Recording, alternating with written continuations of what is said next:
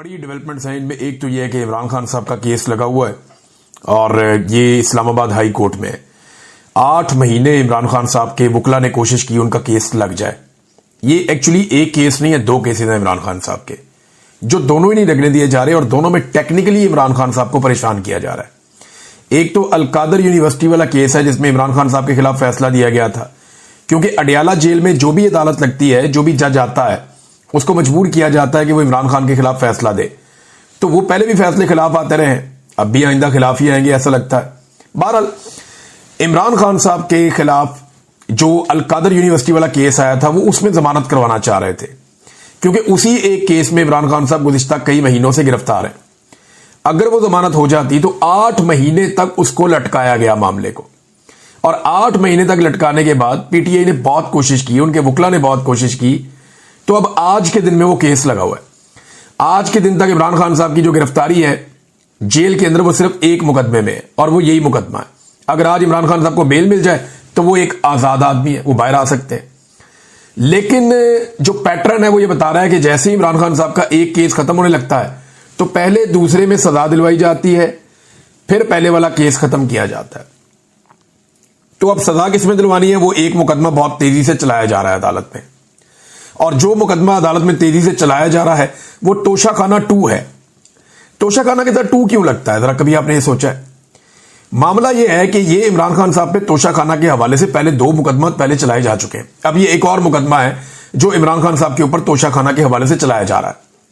यानी एक ही नौयत का मुकदमा है, उसको अलग अलग करके अलग अलग अदालतों में लगा के अलग अलग सजाएं दिलवाई जा रही हैं, ताकि मैक्सिमम टाइम इमरान खान साहब को जेल के अंदर रखा जा सके। इमरान खान साहब ने इसमें भी एक अपील दायर की हुई है कि जनाब ये रोका जाए ट्रायल, और ये ट्रायल नहीं हो सकता।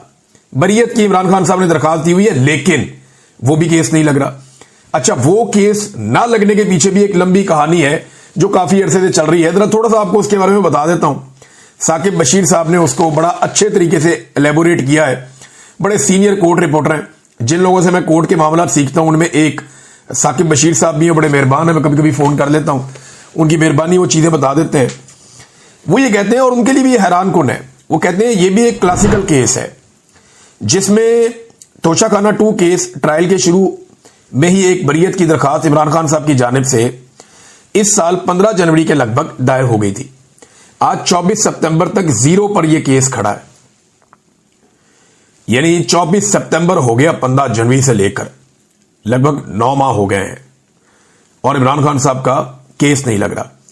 जस्टिस इनाम अमीन मिनहास सुन रहे हैं ये केस, और किस्सा कुछ ऐसे हुआ कि ये केस लगा था सबसे पहले मियां गुल हसन औरंगजेब के सामने। उन्होंने कहा कि इसके ऊपर जो एतराज है वो खत्म किए जाएं। तो 20 जनवरी को ये जस्टिस इनाम अमीन मिनहास एडिशनल जज बन गए। फिर एतराज जब खत्म हुए तो ये केस जाना तो वापस चाहिए था उसी जज के पास जिसके पास पहले लगा हुआ था, क्योंकि उन्होंने तो कहा था एतराज खत्म करवा ले और वापस यहीं पे ले आए एतराज खत्म करके। लेकिन हुआ यह कि जब केस के एतराज खत्म हुए तो यह केस बजाय इसके कि लगता जस्टिस मियां गुल हसन औरंगजेब साहब के पास, ये चीफ जस्टिस आमिर फारूक साहब ने, जो नए जज आए थे, कच्चे जज यानी एडिशनल जज, उनके सामने 23 जनवरी को यह केस लगा दिया, और तब से लेकर अब तक यह केस सुना ही नहीं जा रहा। अब यह मामला मैं और भी इसमें बहुत सारी चीजें बता सकता हूं, लेकिन इसको यहां रोक लें। तो यह केस इसलिए नहीं सुना जा रहा कि वहां पे भी इमरान खान साहब तोशाखाना 2 में फारिग होते हैं, और यहां इमरान खान साहब जो हैं वो अलकादर में भी फारिग होते हैं। तो अगर ये 2 केस उड़ जाते हैं तो इमरान खान साहब को फिर अंदर रखना सिर्फ 9 मई का कोई मुकदमा बना के मुमकिन होगा, और 9 मई के मुकदमे में सुप्रीम कोर्ट ऑफ पाकिस्तान पहले ही कह चुकी है कि इमरान खान तो गिरफ्तार थे, अंदर थे, और उन्होंने सुप्रीम कोर्ट के अंदर खड़े होकर कहा कि ये जो कुछ भी हुआ बाहर, ये अच्छा नहीं हुआ।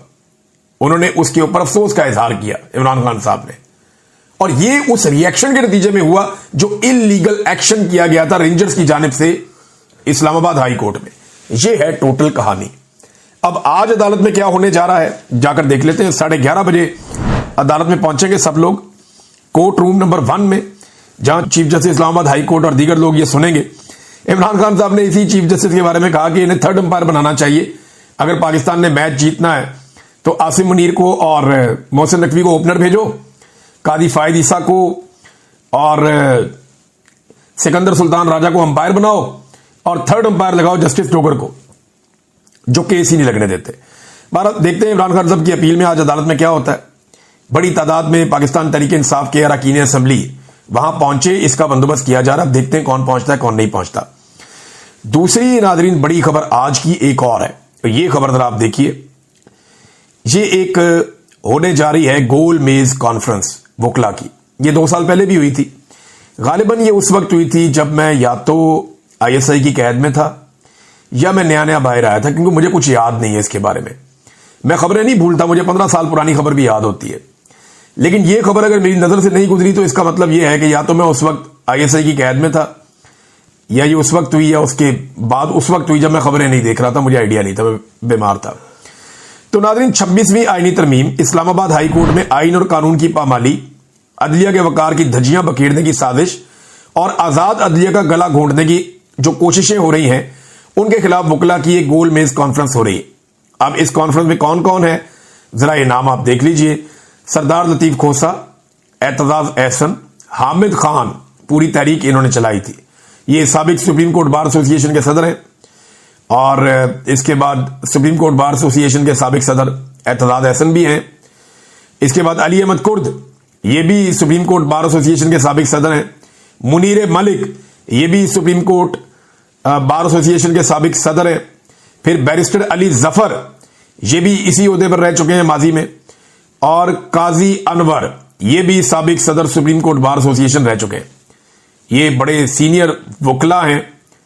इनमें से 6 ऐसे हैं जो साबिक सदर हैं सुप्रीम कोर्ट बार एसोसिएशन के, और लतीफ खोसा साहब साबिक गवर्नर भी हैं, और आप उन्हें अच्छी तरह जानते हैं, वो बहुत सारे ओहदों पे काम कर चुके हैं।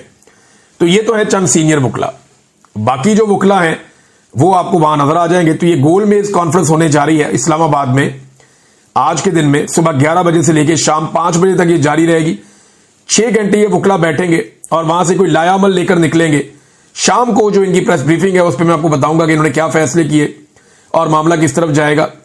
बहरहाल ये इस्लामाबाद में होने जा रही है। अब इसका रिजल्ट देखते हैं कि क्या निकलता है। इमरान खान साहब का एक स्टेटमेंट भी है, वो स्टेटमेंट चले बाद में आपके सामने रखता हूं, लेकिन पहले आप ये देखें कि पाकिस्तानी जो है ना वो अब डोनाल्ड ट्रंप के सामने बिछे हुए हैं। पाकिस्तानी हुक्मरान शहबाज शरीफ साहब के बारे में, यानी वो किसी के साथ हाथ मिलाते हैं ना तो फौरन दोनों हाथों से हाथ पकड़ लेते हैं और मुस्कुराते हैं। एक उजलत का शिकार है, एक ऐसा लगता है कि हड़बौंग मची हुई है, और एक बहुत ऐसा लगता है शहबाज शरीफ साहब उसको खाना चाह रहे हैं या अपने अंदर समोना चाह रहे हैं उस आदमी को। हर आदमी के फैन बन जाते हैं जाके। एथोपिया का कोई सरबराह मुमलिकत मिल जाए तो उसके साथ, रवांडा से मिल जाए उसके साथ, नाइजीरिया से मिल जाए उसके साथ, किसी छोटे मोटे सेंट्रल एशिया का मुल्क का मिल जाए उसके साथ, नेपाली, श्रीलंकन, कोई भी